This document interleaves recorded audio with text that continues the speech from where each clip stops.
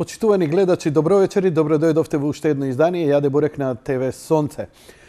Пред пар недели ви кажав дека естетиката на дизајнот на самава емисија ја збогативме заедно во соработка со галерија Грал. И се надевам дека тоа ќе биде долга и плодна соработка и дека ќе пренесеме една позитивна атмосфера, една позитивна порака, а уметноста има универзален таков јазик. И вистинско задоволство вечерва ми е да го представам и поздравам за прв пат во моја емисија мојот драг пријател и собственикот на галеријата Грал, Алекс Кртов или Александар Кртов. Крт, добро вечер, добро дојде. Добро вечер, Јанко, боле ве нашол. Супер, баш ми е мило што си тука вечерва и искрено да ти кажам, кој ќе ми текне нашите дружби, од кое време и од каде потекнуваат, навистина... Боле не кажи. Подобро да не кажам, нема да кажам, но ќе кажам дека ете, драго ми е што ете ти како представник од таа моја генерација која заедно растевме низ градот, влезе во светот на естетиката, на уметноста на еден начин, а и ние помалку писмени околу тебе се описменувавме со тоа што ти го работеше. Галерија Грал е една од најеминентните галерии во градот, каде што буквално можат да се видат се и сешта, а пред се домашни автори. Но, да идеме првин воопшто за галериите. Како е воопшто да се живее и работи од уметност од галерија? Не сте единствена, ги има многу. Па, и не се многу, да знаеш. Има впечаток дека се многу. Види, галерии во Скопје нема толку многу, има сигурно во сите други главни градови, би рекол дека има баш повеќе галерии. Ја не зборам за Њујорк, за Париз, меѓутоа зборам и дури у Белград, Загреб, сите градови веројатно имаат повеќе галерии од Скопје. Македонија е малце, она си го има истиот проблем кој што си го има со сите други работи, така да кај нас е проблемот што немаме висок стандард за да биде таа работа така малце позастапена. Инаку галерија има у центарот на Скопје има брату десетина галерии максимум. И тоа би се рекло галерии као тоа е French Gallery што ги викаат, значи као мојата галерија кои се бават со све. Значи не е тоа само галерија која као на пример изложбена. Да, изложбена у Њујорк, отвара од 2 до 5 секој ден на заказ, доаѓаш на 5 спрат, не знам, у некој облак од Рокфелер центар, него ние и работиме и со муштери што степин од улица што доаѓаат, работиме опремање на слики, работиме продажба на уметнички дела, значи сите уметнички дела од македонски автори, од домашни автори, репродукција работиме и така натаму, реставрираме и малтене се бавиме со сите, со све за да да дадеме една пуна лепеза на сервис што би можело да се дае во галерија. Ама повеќето и од галериите работат на таков начин. Некои дури идат и со продажба на, не знам, бои, платна и така натаму. Види, да биде едно место каде што сликарството... Дефинитивно, ако ти опремаш слики, онда ќе дојдат сликари да опремаат слики, онда они купуваат и бои и платна. Сега, како кој? Не сите. Сигурен сум дека не сите. Меѓутоа, секој наоѓа одредени сегменти со кои мора да го пополни својот буџет, затоа што нашата работа не е баш многу лукративна. Сега јас зборам за Македонија. Јас сум сигурен дека Кристис и тамо ќе ме опровргнат овие некои аукцијски куќи светски. Меѓутоа, во Македонија дефинитивно е дека мора да се направи еден пресек со кои све дејности ќе работиш, со кои све дејности таа галерија ќе го остварува својот, ќе исплаќа плати, ќе дава, не знам, тамо кири и така натаму, што све треба, ќе плаќа струја и така натаму. Така да ние конкретно се бавиме со продажба на слики, се бавиме со опремање, со урамување, значи со урамување на слики, реставрација, проценка и се бавиме со продажба на репродукции кои некои устари можда сме и единствени што продаваат, што имаат така елаборирана продажба на репродукции во Скопје. Другите галерии повеќе работат со оригинали, со така поевтини оригинали, неголи со репродукции. Репродукциите се многу карактеристични за вашата галерија и има таму слики кои се спектакуларни. Значи, јас сум човек кој го знае Полок, но знам дека никогаш нема да поседувам ништо од него. Благодарејќи на тебе, ја поседувам слика, или поседувам слика од Полок, или поседувам од атомското распетие на Салвадор Дали, или поседувам слики од врвни класици. И сега ме интересира, бидејќи човек кога не може да го има оригиналот, колку естетски, колку е издржано да имаш една репродукција и таа да те краси. Дали е тоа кич, дали е тоа вулгарност? Колку тоа може да биде? Сега пак репродукциите се легитимна уметност. Тоа е дефинитивно многу јака реченица. Само кај нас легитимна уметност. Да. Фала ти. Они, на пример, јас сум бил некое време надвор од странство, значи они си имаат свое место у животот на луѓето во Западна Европа и во Америка. Објасни го пошироко. Човек излага од дома, нели, они одат на 18 години на студии, или па и кога излагаат од дома, и не мора да одат на студии, одат се оцелуваат од фамилијата. И онда зима стан, нели рентаат стан за првите дела што ќе ги купат секогаш за репродукции. Значи секогаш.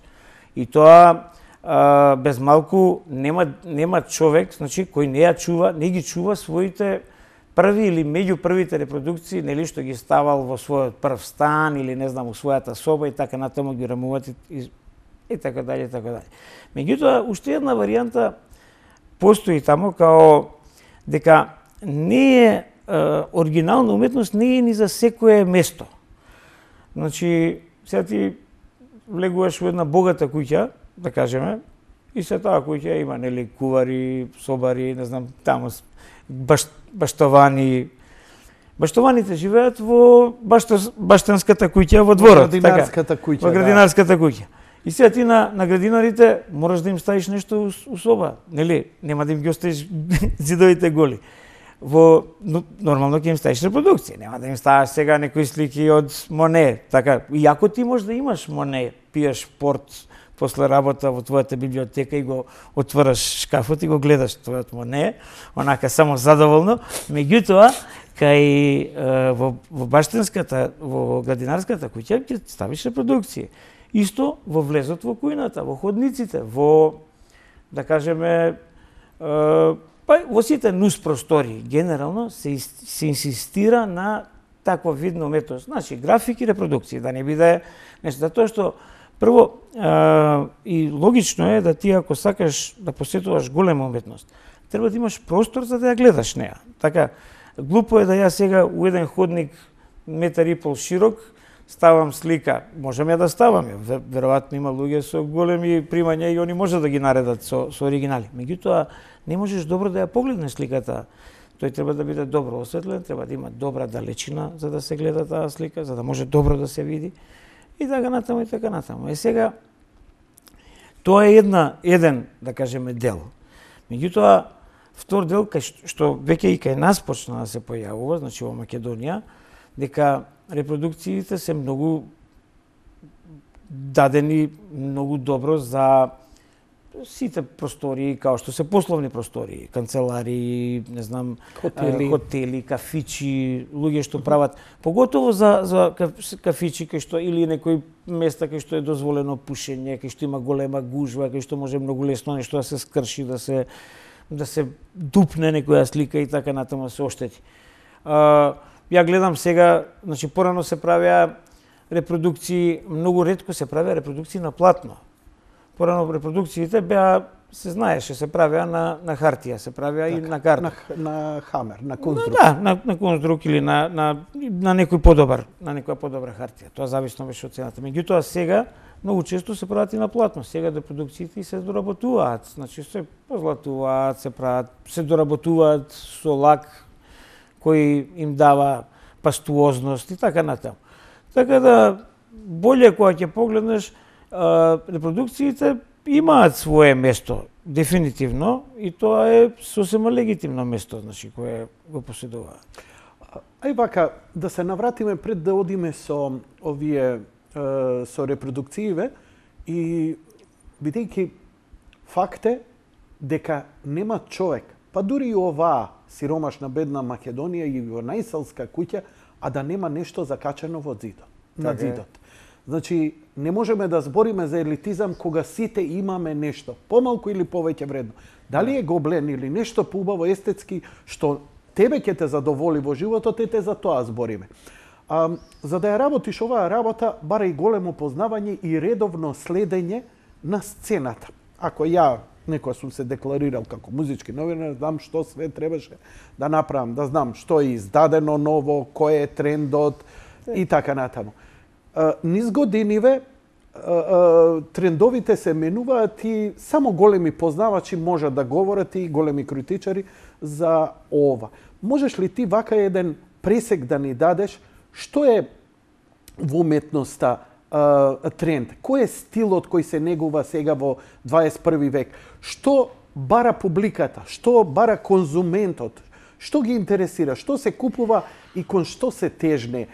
Ако ти е прешироко прашање, па дефинитивно е прешироко, ова прашање е многу тешко да се одговори, али види, ако збориме за големата уметност, значи за уметноста на тие 50 уметници без кои не смее да се замисли светот, така. Без Герхард Рихтер, не знам, тамо Абрамовиќ и така дале.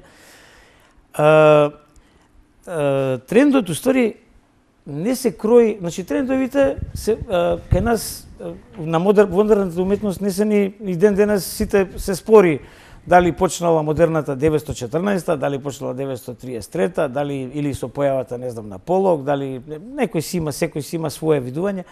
Меѓутоа, трендовите ги кројат тие најголемите уметници со најголемите дешаванки во светот. Значи, во светот е, например, не постои, да кажеме, рангирање на уметник, као прв, втор, трет, четврт, нели? Да дојдеме на надпревар и да сега да кажеме, јас сум прв, ти си втор, он е трет, не знам, јас имам таква слика, најдобра, ти имаш втора најдобра, он има трет.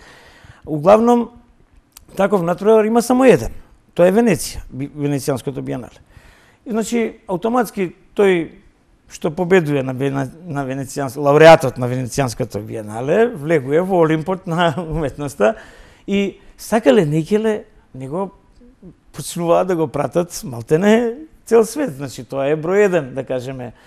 Сега тоа е биенале, он оди на 2 години. Постои, да кажеме, онаја на Гугенхаим има исто награда за, не знам, автор на тама годината, се што се доделува. Не знам, друга награда има британската галерија која доделува награда за млад артист, има галерија за портрет. Се тоа се тие релевантни награди кои ги качуваат, значи, релевантните уметници на одреден пиедестал и како нивната, нели, таму уметност почнува понатаму да се прати. Сега ние сме се уште во некоја уметност, на некое сликарство кај што се слика, додека модерната веќе другачие тоа све го конципирала, тоа е све концептуализам, тоа е све комплетно фарбање реки, не знам, покривање рајстази, Централ паркови и така натаму, не знам, Христо, така е. И што ти не друго. Кога го спомна Рајстагот и покривање, одма ми текна која. Так, или Марина Абрамовиќ, постана позната со тоа што дишеше дим, па не знам, нејзини ги евоцираше, не знам, успомените од така дале, во таа состојба некоја душевна и така натаму. А сега посовремено има еден одскок со Бенкси. Бенкси, да. Бенкси, например, со таа дијамантски прашини, не знам тамо што слика. Или со самоуништување на неговата слика, сега во секој случај во Кристи на аукцијата, кога достигна не знам колку милиони, не знам дали го виде тоа. Не. Значи, како што е сликава твоја во рамка, и сега во Кристи, и надаваат и еден вика, не знам, 5 милиона, так. Од негде, бидејќи Бенкси никој не го знае, уклучува, требаше да го спремам тоа како сте, уклучува на далечинско или не знам како. И се уништува сликата? Не, до пола. Значи, во самата рамка вградил секач. Да. И виси, значи, виси до пола исечена, а само пола. Тоа е девојчето со црвен балон. Така. И тоа направи таков спектакл во светот, да ја мислам дека сега таа слика... Пак е тоа концепт, нели? Тоа е неверојатно. И тука човек се чуди како еден автор станува уметност. Знаеш, може би пред 100 години Полок би го гледале како прскање боја. Одеднаш се откриваат нови димензии. А добро, сега Бенкси секоја чест, ама сепак Салваторе Мунди доби 400 милиона долари за слика направена пред 600-500 години, тамо колку. Така да видите, у секој случај многу често се продаваат разноразни шундови по светот. Значи ја не знам, вака кои ќе луѓе што ме прашуваат често кога збориме уметници кои ќе отидат у Париз или не знам у Лондон, ваму таму, или ја кога ќе отидам некад, кога ќе погледнам, ќе видиш нешто се продава за 400.000 долари, а е смешно. Заузрат имаш некои работи кои се исто, кои млади луѓе ги сликаат и ги значи стварно се гледа дека тоа го работел некој изузетно талентиран уметник. Меѓутоа, горе-доле уметноста увек ќе ја водат и само ќе ја водат аукцијските куќи, кои на крај ќе галериите. Па сега, галериите, да, и галериите, и големите галерии, али најголемите. Значи тоа е тој тренд кој што секогаш ти ќе можеш да замениш кеш пари со нешто што не е до крај потврдено колку тоа чини. Така да тоа може увек да се смени, да се и така натаму, да се ефектуира на некој друг начин и како светот оди понатаму. Мислиш ли дека може овдека во наше обкружување, не зборам само Македонија, воопшто и на Балканите, да дочекаме некакво ниво на галерија од каде што цели регионално онака би можеле да се пласираме, или тоа нема врска? Ако си добар ќе се пласираш и на Њујоршката екзибишн или на Кристи, или потребно ни е малце така локализирање на ова? Колку за нашите уметници, за локални уметници, значи не зборам само македонци, зборам за цел регион, вие како галерии можете да направите исчекор во нивното вреднување или прикажување или интерес во светот? Види, тоа бара така поелаборирана мрежа на луѓе, значи не е тоа баш дека Балкан не се наоѓа на картата, на уметничката карта на уметничката карта на Европа, па и на светот. Значи, Белград има галеристи, 3-4 деценијски галеристи кои работат со стварно врвни уметници, а и самиот Балкан има врвни уметници. Меѓутоа, Олја Ивањицки, види, знаеш што е кај нас проблемот? Кај нас нема, ја мислам дека сем Лубарда, и сега не знам точно, баш не ме фаќа за збор, меѓутоа нема уметник кој има една од Балкан, кој има една од тие релевантни награди за кои ги спомнав претходно. Така, значи и наградите сами по себе... Самите по себе они ги пласираат, меѓутоа еве на пример ако да отидете вие на една аукција на Кристис, ќе видите дека едино Паја Јовановиќ и Лубарда се нешто тамо некои двојца кои се продаваат, кои бележат некои расту цена и така натаму. За од друга страна па кога ќе погледнете подобро кај нас самиот принцип на рангирање на сликарите, значи тој дефинитивно е добар уметник. Меѓутоа кога ќе се ќе прашате, добро, што направил овој? Зашто неговата слика би била, не знам, толку илјади долари, а не би била толку и толку? Повеќе доаѓа од неговото творештво, значи од неговата биографија, као не знам, имал толку изложби, излагал на толку, не знам, таму самостојни, бил член на МАНУ или на САНУ, на ЈАЗУ, на некоја академија, не знам, и така натаму, и така натаму. Например, бил као, би кажал за Чемерски, например, беше пред неколку години прогласен за почесен член на Руската академија на науките и на уметностите. Тоа е академија која основала Катерина Велика и сега тоа е нешто што има своја огромна тежина. Сега тамо да не причаме Матис, Ботеро, не знам, Дршнеда и сега да не знам кој све да не ги набрајам. Што значи со овој чин веќе Чемерски е издигнат на уште повисоко ниво.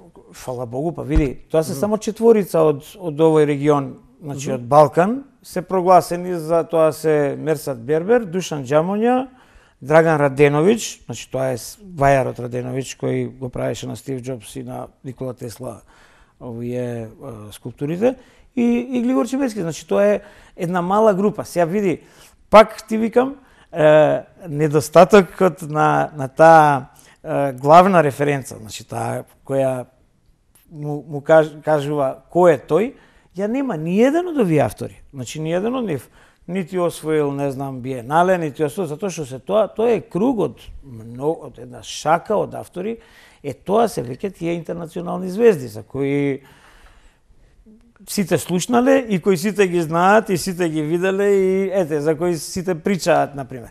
Меѓутоа, пошто е концептуалата главен сега, главна модерната, значи на модерната уметност е 95% концептуализам, значи концептуализмот може да донесе исто и некој смарт мув, некој умен потек, некој Бенкси или не знам тамо ќе го измисли и може да го качи за неколку скалила исто на тој пиедестал. Еве ја, например, сум сигурен дека, сега не можам да гарантирам, пошто не знам точно, али мислам дека Баскијат исто нема ни една награда освоено, меѓутоа Баскијат стана икона на денешното време. Значи нема, дечкото умре на 8-9 години, а продава, неговите слики се најскапи во свет, убедливо најскапи во свет. Баскијат? Да. На Баскијат имаше сега баш таква иста слична случка, како што ми кажа за Бенкси, имаше и за Баскијат. Значи, мајка... Жан-Мишел Баскијат, така? Да. Добро.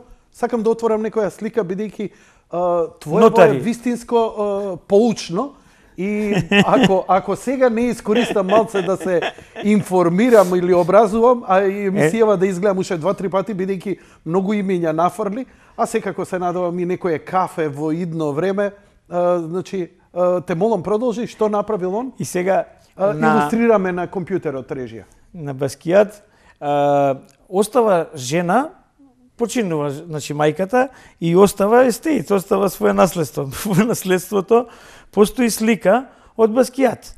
Сега мајката и таткото се разведени. Керката остава таткото да се бави со наследството. Таткото продава сликата за $15 милиона. Вау. Керкава го тужи татково дека ја урнисал и дека ја продал сликава за кикирики. И сега идат на суд и онда судијата вика, добро, кога е купена сликава? Сликава е купена пред 20 години. Колку е купена? Па чекај да видиме, $15,000. Па како вика 15 милиона не се доволно, вика, после 20 години да бидат. Па вика, таа кошта, вика, $100 милиона, вика, не е 15.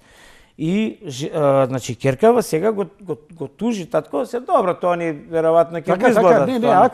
Меѓутоа, чисто сакам као пример да ти го наведам, дека Баскијат е стварно во моментов најскапиот автор во свет. Значи, мислам дека од него, пошто веќе со години... Колку време има како е починат? Па он умре негде во 80 години, не се сеќавам точно. Да, така. Млад умре, он беше... И оставил има Има доста слики направено. Доста слики, така. Да, не. Голем талент, значи се работи, а? Абе голем талент. Он со Ворхол беше другар. Тоа беше онаа време затоа ги приметувам овие слични слики на поп-артот, на пример, каде? Овдека Солени сликава. Так. Режија компјутерот, да. Значи ова пак малце мириса на... Он беше и поет, он пишуваше, значи на сликите поезии. Мириса на поп-артот на Ворхол. Добро, фала ти, ме просветли малку. Повели. Така да, денеска е, значи, многу важно пристапот на како ќе му се пристапи на авторот и одредени автори, значи, бележат стварно онаков метеорски раст. Значи, до вчера некој што продавал слика од 10 до 15.000 долари, да кажеме, го купува Кристис, го купува 100-200 негови слики и од следната година веќе тие се продаваат по 400.000 долари. Значи, тука јасно е дека главен творец, значи, на таа не само не творец на кариерата, него самата вредност, тој профитот и вредноста што ја вадат од авторот, тоа се големите аукцијски куќи кои дефинитивно го креираат. Но за жал еден од условите за да се вивне цената во такви небеса е, предпоставувам, и смртта на авторот. Некрофилски малце може би пристап, но кога авторот ќе почине и кога се знае веќе дека не може да создава нови дела, неговите едноставно одат во висина. Не секогаш. Салвадор Дали за својот живот продаваше прилично скапо. Пикасо продаваше за својот живот. Сега да кажеме дека Ван Гог умрел и меѓутоа и Ван Гог, ако го погледнеме подобро и на Ван Гог животот, брат му на Ван Гог беше еден од најголемите галеристи на своето време. Така да најверојатно дека и он помогнал да сите стане... Сите слики останале кај него, да речеме 95% останале кај него, така да секогаш има... И денеска важат овие класици, важат за врвот на уметноста, или како што го спомна најскапата слика 400 милиона... Да, тоа е на Леонардо да Винчи, спасител на светот. Спомна некој друг автор. Салваторе Мунди, да, така се вика сликата. Салваторе Мунди се вика сликата. Да. Ја помислив авторот Салваторе Мунди. Добро. Океј, можеме само да илустрираме. Кажи ми, во вашата галерија се застапени македонски автори, но не сите и не било кој.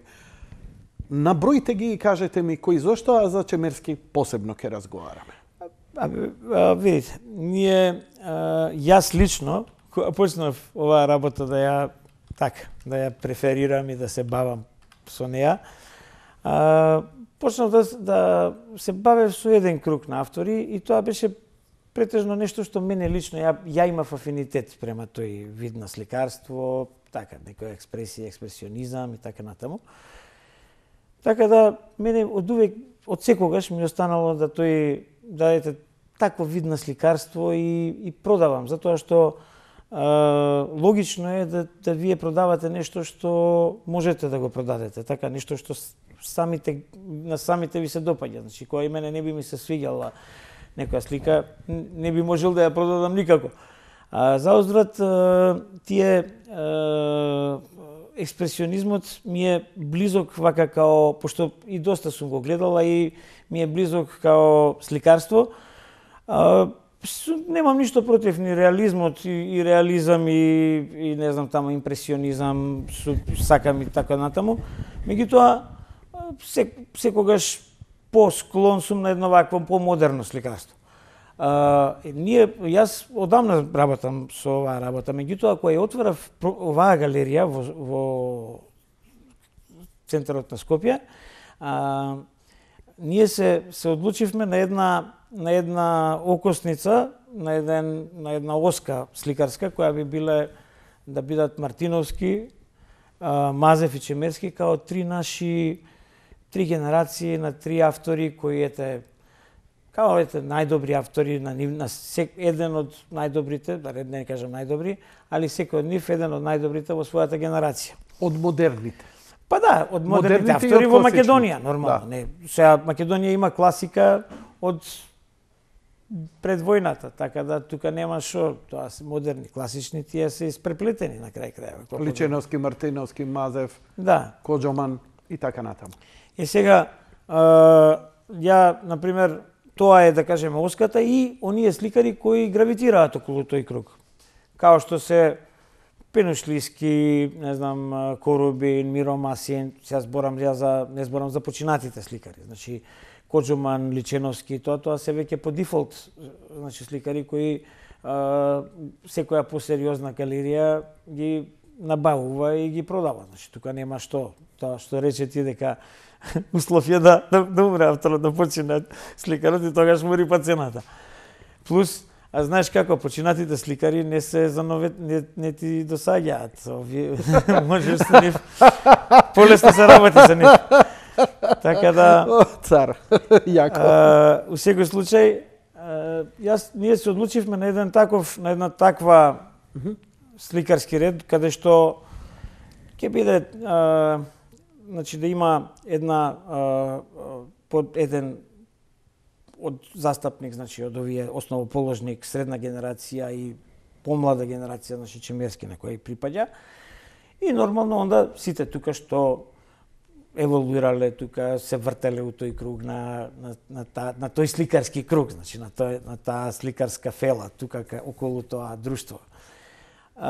Така да сликиве што се илустрираат и кои се донесени во студио, а за кои подоцна во вториот дел ќе разговараме, се на Глигор Чемерски, кој ексклузивно галерија Грал ги застапува. Да. И ќе збориме за нив подоцна. Но зборише општо и те молам слободно овака расплини се. Мене ми е многу интересно. Не, конкретно за нашата галерија, значи тоа е за вашата зборна галерија. Тоа е редот така. на сликари кои го застапуваме. Значи ние застапуваме, да кажеме, ако се овие тројца скелетот, значи ако се оние, да кажеме, например да ги набројам сега, да речеме Пенушлиски, Корубин, Миро Масин, Весна Бајалска,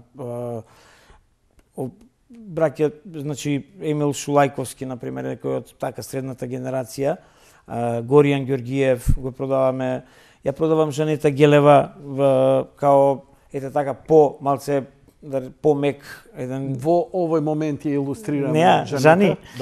Да. И така натаму, значи ние имавме една добра стабилна група на автори кои се представници, значи, на средната и на постарата генерација автори. Значи тоа се луѓе од, да кажеме, негде од 45 до 60 години. Сега, со тоа, ние тргнав со тоа, со идејата дека помладиве автори секогаш ќе можеме да ги бираме, значи да избереме некои од помладиве автори и да ги привлечеме кон нас, например, ако се тоа добри. Да кажеме, тука е Елена Чемерска, керката на Глигор Чемерски, е изванреден, заврши сега академија, сега е на постдипломски студии во Холандија, меѓутоа излезе и нејзината дипломска работа беше одлична и направи една прекрасна, значи не направи изложба, затоа што многу брзо отиде на постдипломски, меѓутоа имаше една серија на многу добри слики. Тука имаше, значи, една така поголема група на млади автори, која горе-доле,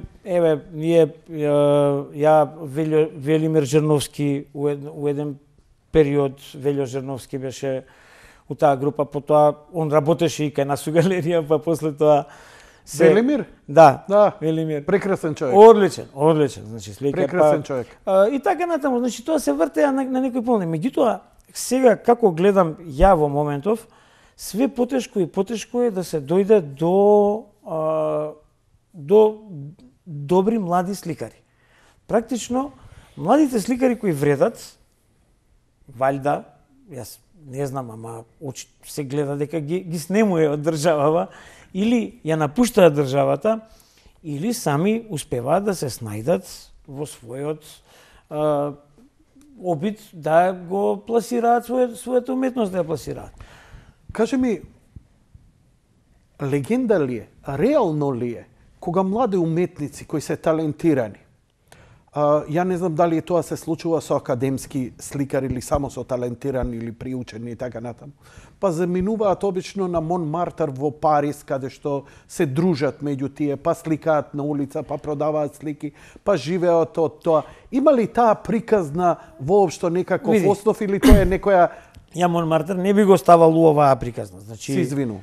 Не да си... Не, ама не знам затоа потрошам. Да, па фала Богу. Монмартр е една друга прича. Значи ти можеш да одиш на Монмартр да сликаш портрети, меѓутоа е добро и тоа е строго регулиран.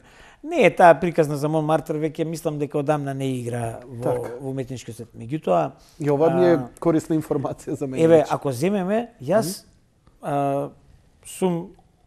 работам со Коста Качев, работам, значи као реализам, еден од подобрите вака македонски реалисти е Константин Качев. Например, он заврши академија во Скопје, меѓутоа он е дојден од бившиот Советски сојуз во Македонија. Валјда они од овие неговиве беа бегалци од егејскиот дел. Коста Качев, значи, слика, он баш на руска школа, на реализам, и дечкото стварно етаблира еден таков убав, цврст, добар стил. Значи, он практично може да си ги пласира своите дела без проблем. Значи, нема... Еве, ја често... А што значи тоа? Чекај, баш ме интересира. Бидејќи уметникот е уметник, не секој уметник го има оној предприемачки дух како што го имаше Дали, ама и Дали самиот него имаше колку го имаше Гала. Не сме ние влезени у таква приказна. Ја ти зборам за луѓе, значи да ги продаваат своите дела. Ја пак не викам дека он стои на Битпазар и тамо мафта со слигите негови. Пак нему му ги купуваат. Еве, купуваат едни девојки, отворија многу извонредно добра галерија во Франција. Добре. Они му купува, значи он продава друг галерист од Бугарија го. Уште еднаш името негово? Константин Качев се вика. Добро, продолжи. Сега, значи ова чисто ти го наведувам као пример на човек кој работи реализам, кој знам дека добро пласира. Потоа на пример Владо Костов, овој што работи со скулптури од рециклиран материјал. Ако ти текнуе овие коњи правеше, едни бикови, музичари, познати и така натаму. Ова го илустрираме Константин предходно, а говорите за Владо Костов. Владо Костов од рециклиран материјал. Мислам дека имам видено Орка спорт. Орка има пуна голема... Значи тој е тој. Он почна... Како го рече? Владо Костов. Владо Костов, добро. Он, например, он е сликар, он не е воопшто вајар, меѓутоа работеше као негде у Луна парк, се почна да вари, да ги изванредни правила. И буквално морам да признам. Го набоде стилот тачно као што треба. Се види. И се он као сликар, ама пазарот едноставно одушевено реагираше и он се запосвети. Да, ама ги купу и сега неговите дела одат. И се практично он имаше изложба во Белград. И тоа 2 изложби имаше одлични во Белград. Имаше изложба во Франција, во ваму, таму. Сега да не ги набрајам, имаше пуно изложби во странство, беше во Полска, сега мислам дека треба да иде во Јужна Африка и така натаму и така натаму. Тоа се, значи, еве сликар, вреди, сликар кој е вајар, значи стана со 3D работи, скулптури прави, и тоа баш ги прави од рециклиран материјал, што е нешто вака доста актуелно денеска. Не можеш ти да го земеш под свое. Морам да признам, неверојатно, у прв момент кога го гледав ми личеше на оној цртаниот филм еден што беше популарен од делови тие роботи, но кога се сретнам во живо, тоа е фасцинантно. И он све подобро и подобро работи. Сега, например, ако ги земеме, да кажеме, некои покомерцијални автори, Горијан да го земе, Горијан Ѓорѓиев, он е син на Ванчо Ѓорѓиев, татко му беше еден страшен, изванреден сликар наш, македонски, беше професор на академија, на педагошка академија до души и така натаму. Он етаблираше исто свој стил. И сега, вака, тоа е некоја средна генерација на автори која после подолг период на работа, значи етаблирале свој стил, го зајакнале својот стил и сега се пласираат, одлично се пласираат, значи по не само низ скопските галерии, верувам, него и низ светот. Сега, за јас као галерија да дојдам до некој автор, значи треба да почнам со некои помлади автори. Ние почнавме со поголем број на млади автори. Меѓутоа, дали добрите млади автори ја напуштаат државава пребрзо, одат, значи било како одат на трбухом за крухом, што би се рекло, значи одат да бидат гастарбајтери и работат било што надвор. Дали добрите сликари, значи веќе ги врбуваат, па они успеваат да отидат млади, многу помлади.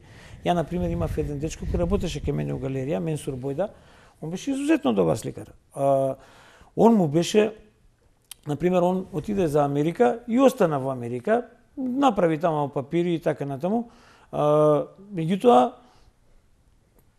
не се враќа. Се доаѓа во Македонија, ама доаѓа само у посета. Меѓутоа, Америка му се отвори као со полни плуќа го гради, го дише држава. Значи ја пласира и својата уметност и признате во средината. Прво, така? Не само тоа, него во Америка за да добиеш во Соединетите Американски држави да добиеш папири, треба да се бавиш и со кураторска работа. Не можеш да кажеш, јас сум добар сликар, затоа што такви сликари има милиарда таму. Значи, има цел еден ред на работи кои мораш да ги исполниш за да они се заинтересираат за вас као за така човек кој ќе може да опстане со таа работа. Кај јас на Владимир Симеонов продавав исто доста слики и сега имав скоро една изложба него, он му беше асистент на Глигор Чемерски.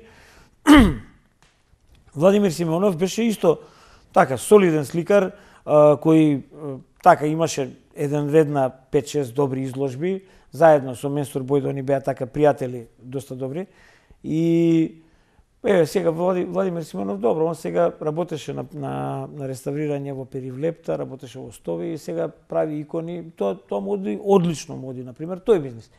Така да, ние сме осудени. Ние мораме да бараме авторите, да ги бараме во школите, значи да го гледаме оној завршен испит на академија, во средните уметнички школи и така натаму.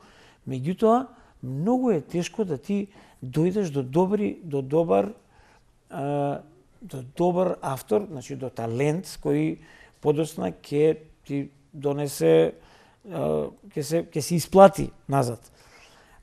Значи, треба да се јавиш ти како мецена. Види, не само што можеш да се јавиш како мецена, него просто ми паѓа, не можам да сватам некои работи како размислуваат денешниве деца.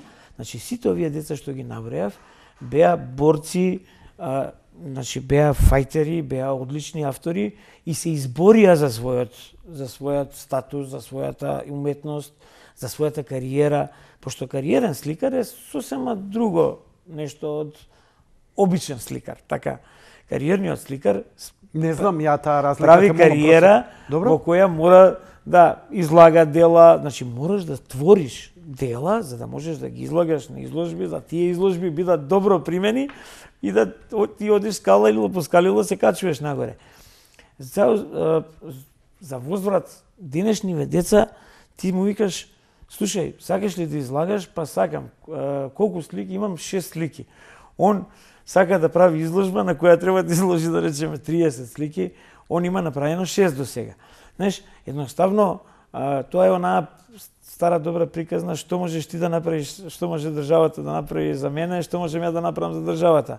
Значи, ја тоа му викам, ти не треба да кажеш дека имаш 6, ти треба да имаш 60, за да можеш да избереш 20 добри, квалитетни дела со кои ќе се представиш пред луѓето. И да имаш успешна изложба на тој начин. Не, тоа не доаѓа у обзир. Он треба да инвестира, он треба ово, он треба ваму таму. Значи тоа веќе почине еден малтене реверзибилен процес. Се случува за...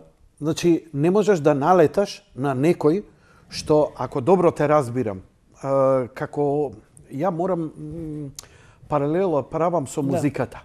Например, падот на македонската музика беше толку лош што државата субвенционираше да се произведуваат албуми од македонски автори и бендови. И тогаш нешто како мрдна. Но факт стои дека кога ние како музичари 70-80 години, кога бевме и гладни, и бедни, ни инструменти, се утепувавме од свирење затоа што имаше автори кои едноставно блика, тој не може појако е од него, седнува и прави музика. Предпоставувам и еден Ван Гог бил таков, он не размишljал за изложба или ова и она, едноставно морал да слика или сликал, или не знам, Достоевски пишувал, било појако, едноставно поривот му бил толку голем. Предпоставувам дека некои големи автори и биле навистина такви. Се сеќавам, Крт, кога бев на изложбата на Салвадор Дали, тој е мојот омилен автор и тој е мојот лајт мотив во живот од многу аспекти. Значи, јас се жива вода се направив. Затоа што, нели, го знаеме како сликар, го прикажав, нели, спасителот на светот, не знаев дека е до таа енормна сума стигнато, како Салваторе Мунди на Да Винчи. Но исто сликите на Дали, огромни суми. Но кога видов што све правел, тие слоновите со издолжени нозе, па тие мали куглички, па некакви си холограми, некакви на врвот, па тањири, па изрезбано ново. Па тој човек не можел да седи, тоа било појако од него. Он не правил све плански, тоа е... Не го правил тоа све сам, дали верујам, ама... Добро, веројатно тука се... Мислиш дека е тоа цела една машинерија? Веќе почнала индустрија да работи тука позади. Ама индустријата работи после неговата смрт, например, парфемот, устата и носот на Гала, така, и тоа после се развија. Ама гледаш дека за неговиот живот имал потреба сегде да брцне, да пипне. Едноставно се осеќа дека човекот имал силен порив. А овдека, еве, збориме, мрза го фаќа, па не знам, па треба да инвестирам. Види, знаеш што е? Прво ке нас не е само мрзата, него ке нас е и таа некоја безидејност, една тешка ситуација која те доведува малтене у еден таков безизлезна ситуација, зашто гледај, за да ти знаеш, ако подобро видиш, жени сликари исто заслужуваат као жени боксери награди, затоа што сликарството е многу тешка работа за жена. Да знаеш.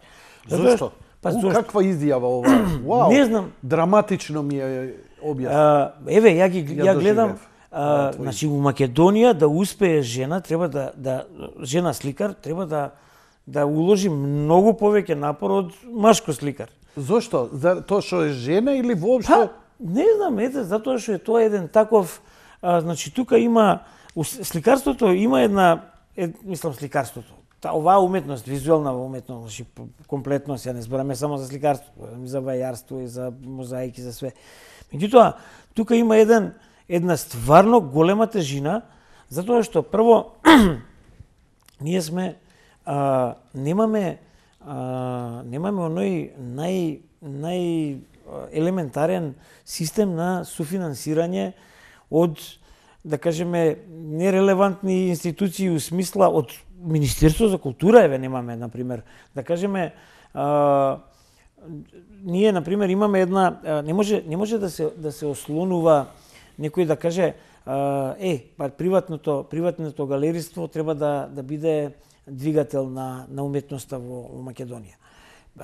Двигател на уметноста во Македонија е Министерството за култура, кое зима зима свој дел од буџетот на државата и ги пласира тие пари по одредени изложби, разноразни, не знам тамо дали групни, дали одредени, не знам, овие школи за воркшопови, одредени и така натаму, сега да не набрајам што све треба да финансира министерството, за да прхне, за да младите сликари влезат у еден, да он може да несметано да твори, да прави дела, а со тоа, значи кога ќе почне он да не му биде проблем да он купи 10 слики или 15. Еве, ја например еден дечко кој е одличен, мислам стварно талентиран сликар, Филип Вилковски, млад дечко, и му имам и продадено слики и така ми се допаѓа како сликар. Има еден друг, например, еве би ги навел он нив двојца Сали Ертунц исто е добар сликар. Сали? Ертунц. Го има он има на Сачи излага и така натаму. Или па ова, да кажеме, генерацијава на сликари вешто на овие уметници вешто работат графити арт. Еве.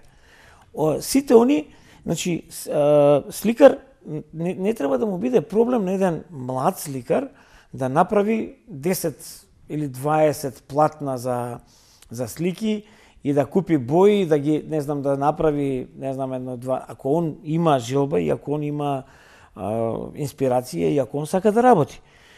Овде луѓе, буквално кај нас, многу ретко може да се снајде човек да стане сликар од кариера. Значи, тоа што ти го кажав предходно, дека он мора да работи, да ствара дела и да... Ние збориме, ако добро те разбирам, за да можам да навлезам во ова, ние збориме, ако сакаш ти музичка уметност, ти треба да имаш поп сцена развиена. Значи, да има, не знам, да има концерти, да се продаваат CD-а, да има музички емисии. Например, да кажеме, ако сум ја млад уметник, така, свирам гитара, имам бенд. Да има кај да настапиш. Да, имам кај да настапам. Не да дојдам ја и са, кај се дошол ти универзална сала? Немаше универзална сала за, не знам тамо, за Зафир Хаджиманов или појма немам за кого, не е за овој...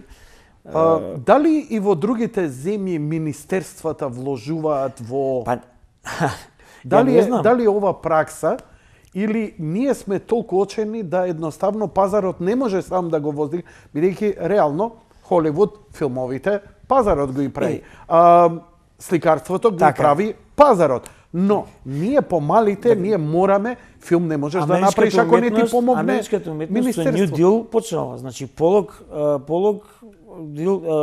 почнал да работи, значи неговите таа генерација на Аршил Горки, не знам, Ротко, Полок, држ не дај, они сите излегоа под чадорот на New Deal кој го доведе овој Франклин Делано Рузвелт на сцена. Значи тоа беше инвестирање во овие студија за уметниците, станови, бои, да имаат све да им биде субвенционирано. Значи тоа беше пред Втората светска војна, кога Америка огромна сума пари внесе во уметноста.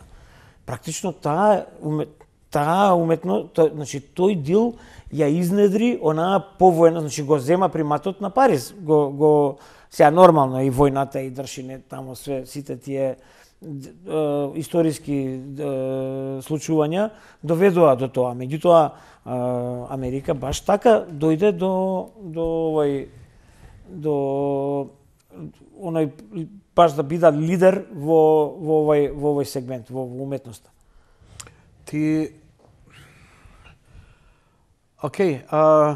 Додека говореше, јас ги отварав и ги прикажав дел од они автори од вашата галерија, како модерните, него компјутерот режија, целиот список на модерни и на класични автори, чии слики вие ги застапувате.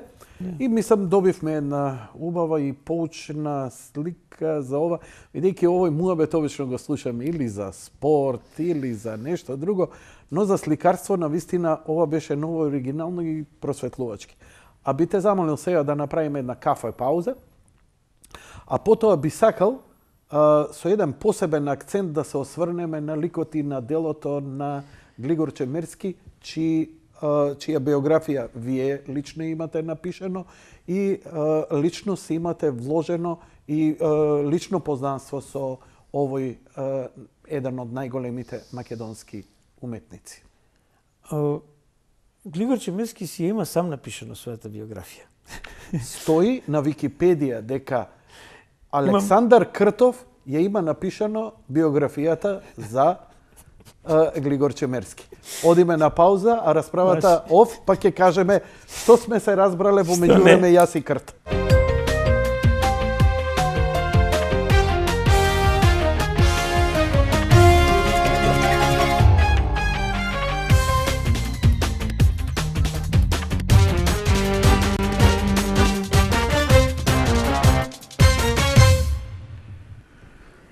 Продолжуваме со Александар Кртов, собственик на галеријата Грал. Ти благодарам за навистина поучниот дел, овие 60 на минути, многу работи вака и мене ми се појасни, што се надевам дека во иднина ќе можам и да бидам од било каква корист, еве и например можеби некој млад автор ќе охрабриме, можеби ќе те исконтактира, можеби ќе ме исконтактира. И сеедно, не знам каде иде, но во секој случај за мене е поучно и корисно. Од друга страна, кафето ти го заборев, остана во автоматот. Не се, ќе издржиш без кафе, Издржам без кафе, не. Ексклузивно го застапуваш Чемерски.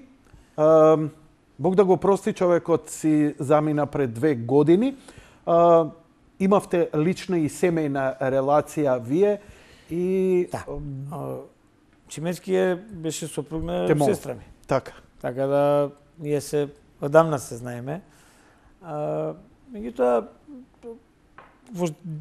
негде на почетокот на 90-тите Грал, ако луѓе мислат дека името значи Светиот Грал, инаку Грал значи Глигор, Рајна и Александар, практично. Тоа се као и секоја друга банална тоа е една таква информација која не, у секој случај се погоди да биде Грал, меѓутоа одличен акроним. Да, стварно добар. Јас на Чемерски со него одамна соработував, значи не соработував во смисла да од почеток ги продавав неговите слики. Јас кога го упознав него, он веќе беше голем сликар. Браво, царе. Ти стигна кафето, Крт. Браво. Еве ти го. Макијато, браво, бе, цареве. Ово у други телевизии, брат, немаш. Нема шанс. Ти знаеш ли у какви телевизии сум работел, бе? Ми доаѓа председателот Иванов, кој ќе го спомнеме сега, затоа што во председателската палата стојат 2 спектакуларни мозаици на Чемерски кои ќе ги покажеме. Значи ми доаѓа председателот на интервју. Никој у телевизијата освен чувар и еден камерман. Толку. Никој да пречага председател на телевизија на држава. Не се. Овдека можеби затоа, нели, помало, ама некако почовечки кози, што би рекла. Кози, да. Удобно. Во секој случај зборевме за Чемерски. Јас со него одамна го знам и соработувавме на повеќе проекти, значи на повеќе големи проекти. Така да покрај тоа што ми беше роднина, зети шура, како се вика на онаа стара на добра, ние прв поголем, јас еден период бев во Америка, па он имаше изложба во Светска банка во Америка, значи у зградата. Тој е период од неговиот живот, ќе ми простиш, ја отприлика ја знам неговата биографија. Значи еден дел од својот живот он го поминува и во Соединетите Американски држави каде живее, работи и твори, така? Не. Гиче не. Глигор? Не, Глигор доаѓа, он патуваше, одеше во Соединетите, затоа што тоа не го знам. Тамо синот негов Огнен студираше во Соединетите Американски држави. Меѓутоа Глигор доаѓаше во Соединетите држави, имаше голема изложба во Светска банка, имаше во Фејетвил во музеот изложба, имаше неколку изложби во Вилмингтон, имаше тамо пријатели на колонии, одеше у Болтхед Ајленд и така натаму, меѓутоа не живеел, не проведувал никад повеќе од, да кажеме, 2-3 месеца во ред, знаеш, не. Меѓутоа, он после таа голема изложба што беше у Светска банка, јас кога дојдов у Македонија, ние почнав да го значи не да го застапувам, у смисла ние работевме, имав се бавев со некој маркетинг, некоја така као продажба на некои разноразни бизниси имав со кои меѓутоа секогаш овој сегмент увек сум го негувал и неговото сликарство секогаш сме биле ние, мислам, со неговите уметнички дела. Меѓутоа, ние со него го правевме 2006 година, го правевме мозаикот во палатата на председателот. Ќе ми помогнеш само, ќе илустрирам, можеш да погледнеш тука на компјутерот. Дали е тоа овој? Да. Ово е. Тоа е еден од двата фриза, Ова е што се наоѓа во официјалната свечена трпезарија, каде што се случуваат ручеци помеѓу државници, врвни председатели од ова. Тоа е преку цел зид. Ја имам некоја лична фотографија и морам да кажам дека делува вака без див остануваш кога нема човек што него, значи она што не се одушевува, поготово кај Иванов прво ме однесе да ги видам мозаиците на Чемерски. Изванредно излего, изванредни. Која година се поставени тие таму? Ние 2006 година се правеа. Така. Инаку нашата фирма значи ги правеше, Гал ги правеше. Со тоа што ние конкуриравме со Чемерски као автор, нели? И го добивме тој конкурс, на среќа, пошто тоа стварно излезе нешто изванредно. Дури јас се сеќавам кога идевме тамо и кога се завршуваше тој, па кога требаше да се полира мозаикот. Он го работеше на лице место таму или тој е работен во работилница, па се работеше во касарната Маршал Тито им беше даден еден простор, така? Го закупивме. Тамо се редеа камењата, се правеше, значи, пошто, нели, тоа е оној византиски мозаик, реверс се прави, нема везе. Добро. Во секој случај, па се излива и онда се прават плочи кои потоа се редат една по една и се прави таков голем. Може ли за самиот мозаик збор 2? Види, мозаикот е составен, значи тоа се два фриза. Овде ги имам, сеја видов устори што ми дала Маја, тоа се двата цртежа. Сопругата негова. Кои мора да си ја пофали жената, као и ја исто, тоа е... Нема, после 40-та година тоа е тоа. Okay?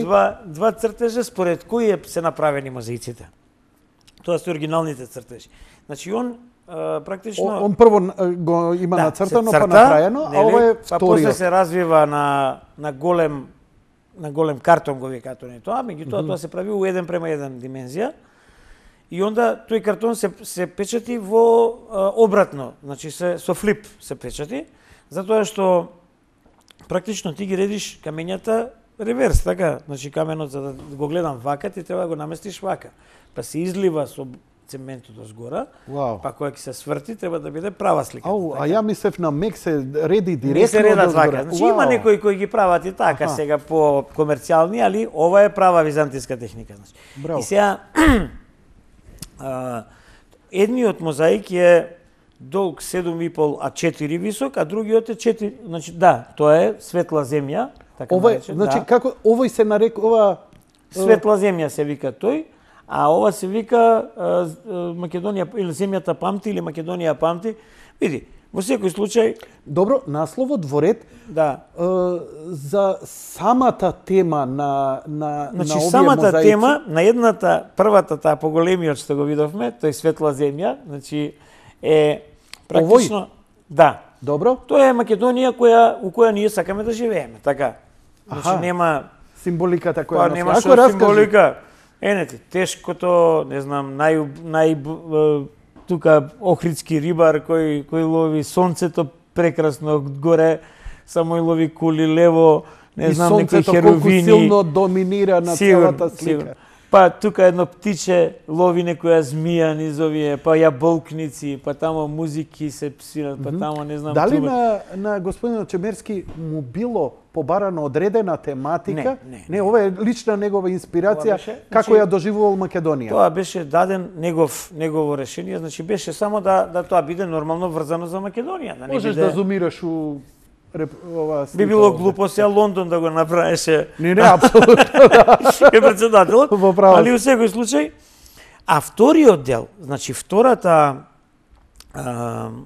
мозаик кој е квадратен, овој е значи правоаголен, тој е квадратен, тој е 4 со 4, тој го има, значи на местото на сонцето кај што е тука, го има овој играчот од стоби. Значи познатиот. Така. Да. А лево и десно се нели овие Климент и Наум, Кирил и Методија, пак се лево, Климент и Наум се десно, доле се овие познативе резбари, оние едниов држи овие Дичо Зограф, така. Дичо Зограф. Зографи, не, Дичо Зограф е сликар, овие се, оние, не е ни битно, од Реканскиот крај се, исто што го правеа во Свети Јован Бигорски, така, познатиот така, се извинувам и јас се блокирам. Дрборез.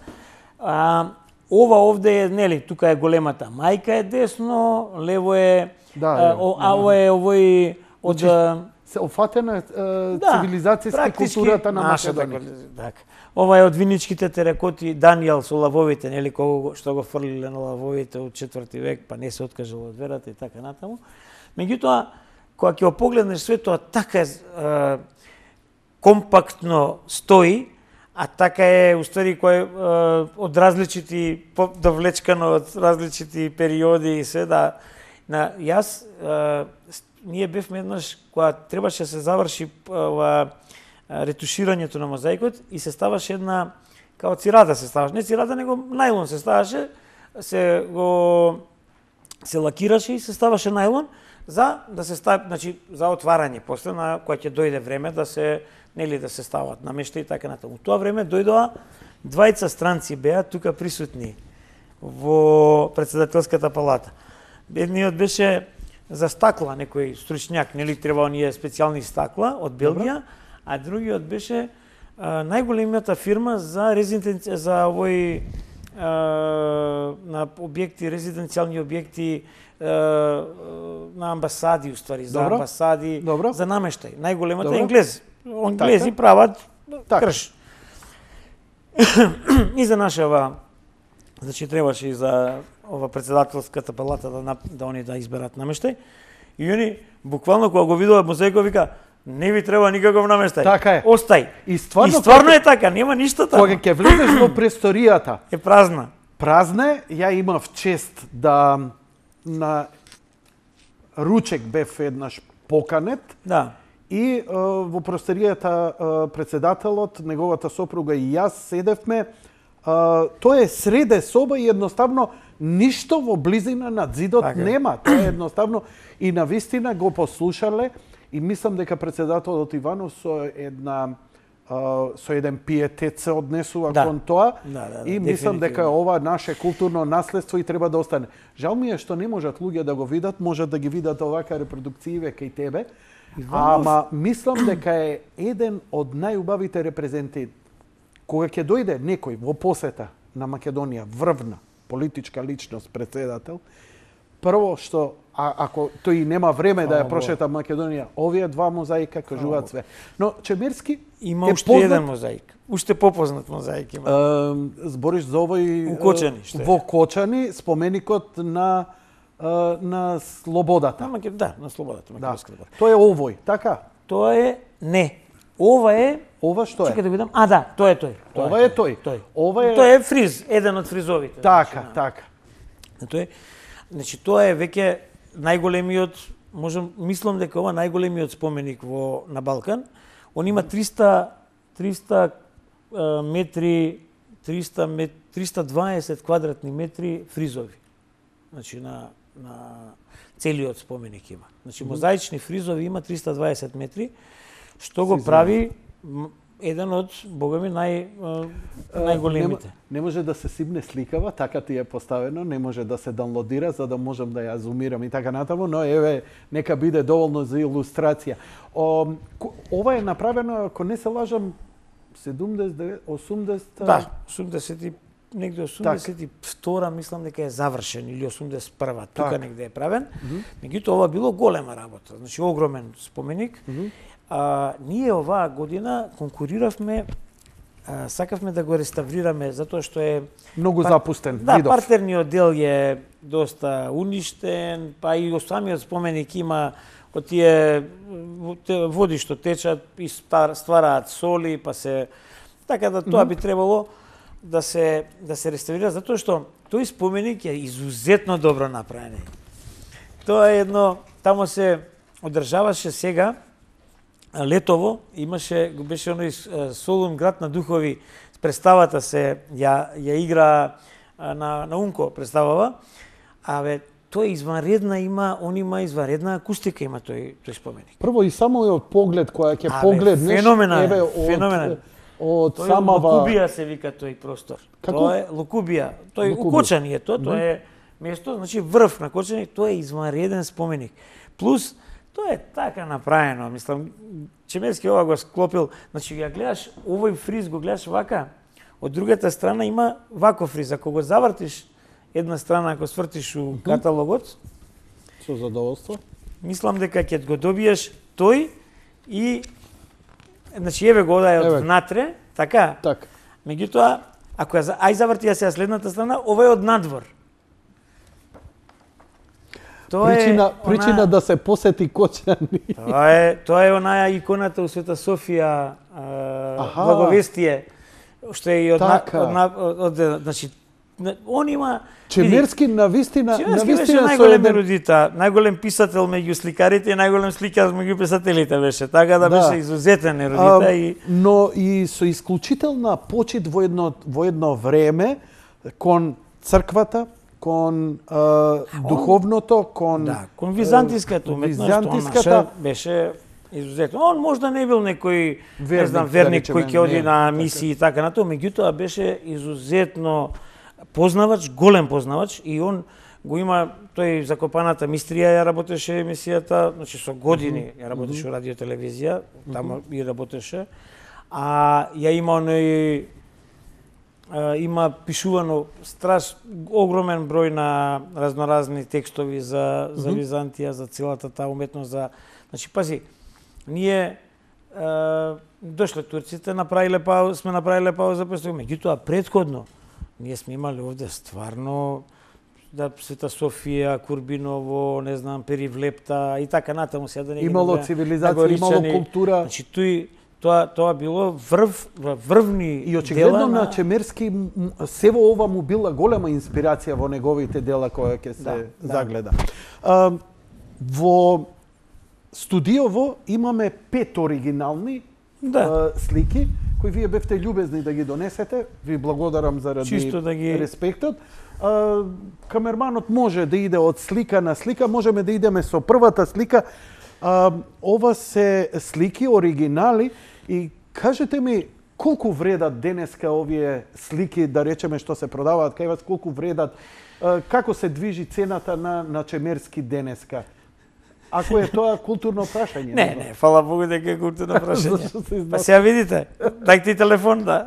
Не, гледај. Да ги отворам телефоните за аукција. За аукција да може да се Така, бидејќи нема фиксна цена, секој кој така. Не. Во ред? Во секој случај, види, Чемерски е етаблиран автор. И он тука нема, он има цена на своите дела. Оваа прва слика која ја покажавме? Тоа неговите цени би оделе тука негде измеѓу. Не, како се вика прва сликата? Тоа е птица покрај езерото или така некако. Добро. Добро. Он значи има еден да речеме овој галериски формат се продава под некои 2 до 3.000 евра горе доле. Сега нормално тука има и нагоре и надолу. Нема потреба да се оправи, се работи за Чемерски овде кај. Фала Богу. Тоа е нашиот дали. Чемерски има, значи самиот као автор, он има стварно голем опус. Има работел све и се што. Кај вас може да се купи неговата монографија. Претпоставувам. Да ви кажам, монографиите, овие монографии се практично кога го прогласи него Руската академија за академик. Кога? Тоа беше 2012 година. Со тоа му следуваше изложба во таа Цератели галерија, која беше таму е тоа на Златна жила у центар на Москва. Тоа е практично галерија на Академијата на уметности. И ние правевме, значи МАНУ, државата, нормално Министерството за култура, тогашната министерка и уопште го поддржаа целиот овој целата таа изложба. И таа изложба практично тогаш се направи ваков каталог исти као овој, со оваа корица беше само. И тој беше на руски, руско-македонски. Потоа пројави желба Бугарската академија, сакаше да значи пошто бугарите практично немаат ова на уметности академија, они имаат само на науки. Меѓутоа, они направија изложба на истите дела, отпатуваа за Софија и у Софија се правеше нова изложба.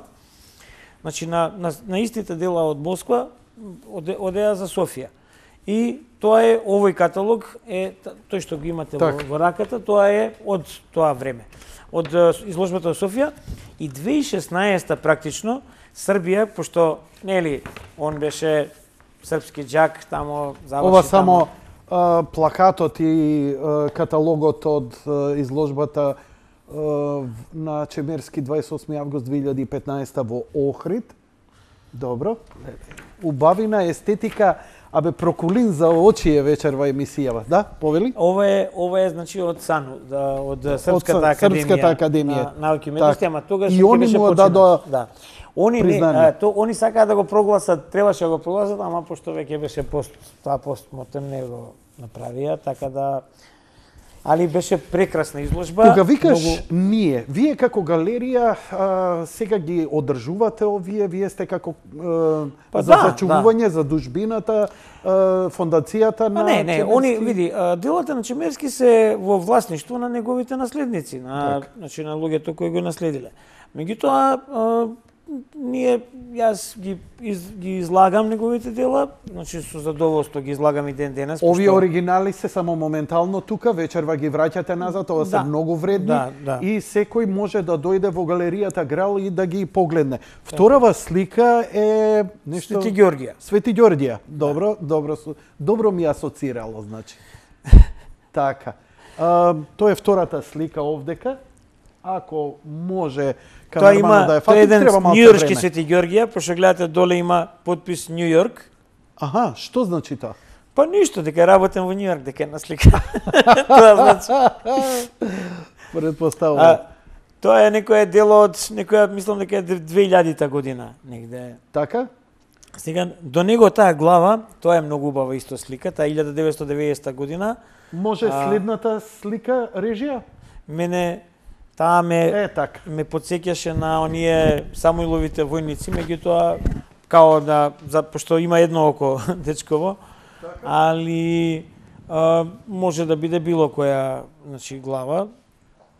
Видиш, тогашна забележав тоа едно око, дури на прв поглед делува како некој од римските императори на момент вака на прва топка.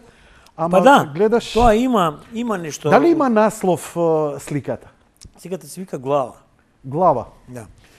И најубаво кај уметникот е која ќе ти даде само блага асоциација, а ти најди си ја суштината. Да ви кажам, многу често уметниците, значи не ги знаат насловите луѓе, пошто еве конкретно оваа слика е нема позади напишан наслов, меѓутоа ја има во каталог, па ја затоа знам како се вика. Али во секој случај многу често луѓе им даваат своји наслови, нели, да кажеме, овде се гледа дека е тоа риба и некоја ова змија и некоја птица, и сега логично е да е тоа змија и птица насловот. И така е на оваа слика. Меѓутоа тој на пример тамо тоа е Тиквешки Бахус. Тој. Да, Бахус, да, видиш, да, интересно. Тоа грозје гледаш врз главата што има. Да, венецот и ако се сетиш на фестивалот на грозјето, ваков и лик ќе налеташ. Тоа е оваа четвртата слика, прилично колоритна. Да, изузетно убава слика. Тоа е стварно ова така впечатливо би делувало во еден дом, така зрачи убаво.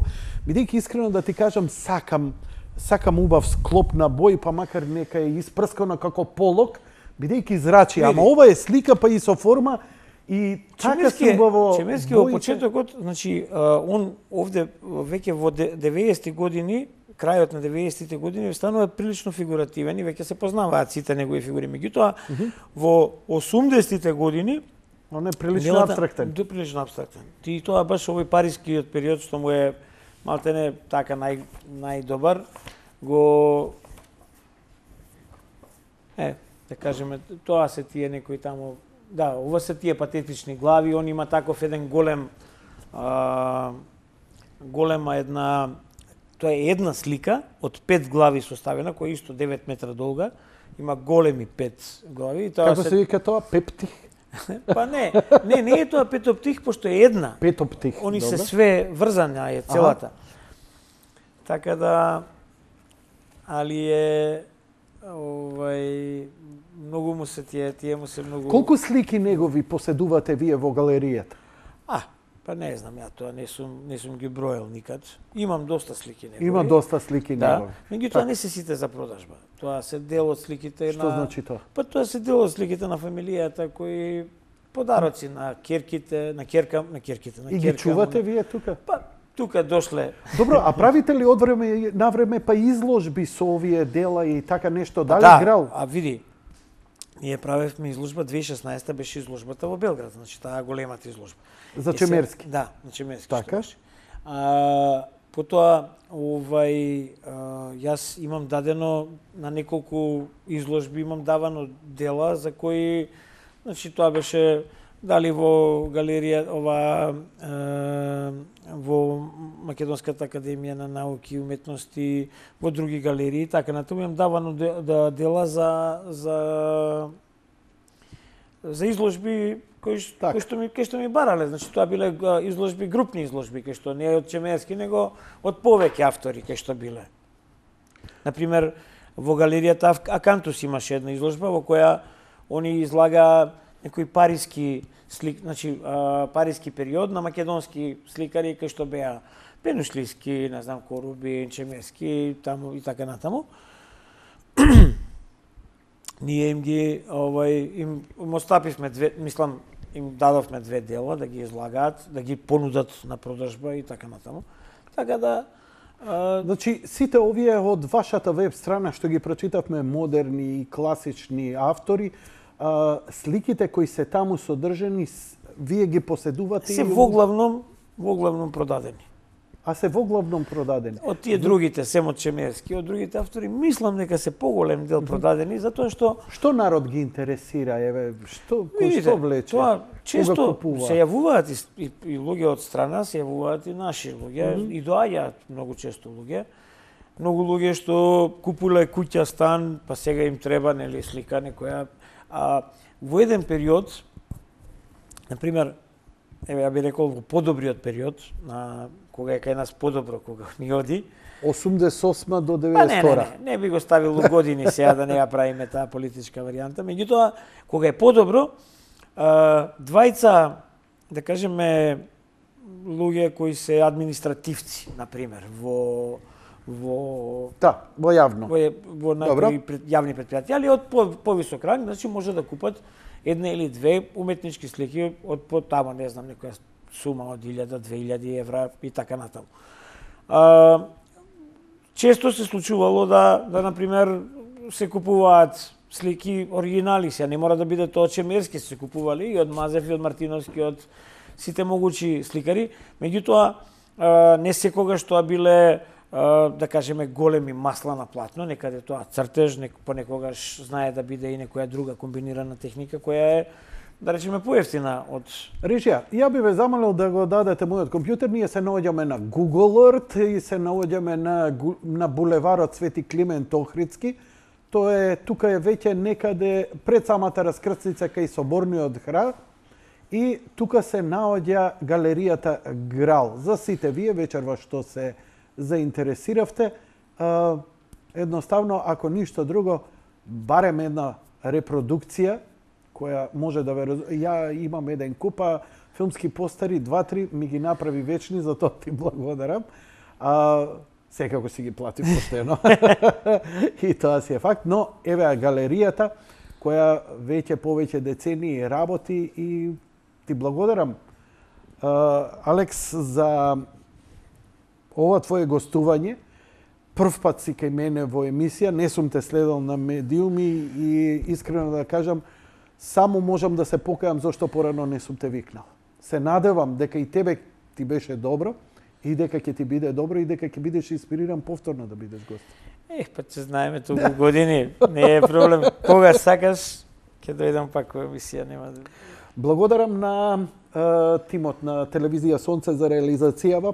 Имаше малце повеќе работа, бидејќи имавме навистина повеќе слики и кадрирање, сето тоа бараше малце поголема концентрација. Јас сум им искрено благодарен и се надевам дека еве оваа позитивна промена, дека овие убави слики, овие убави бои, овие убави информации ќе ви ја разубават вечерта, ако ништо друго. Благодарам за вашето внимание. Лека ноќ и пријатно.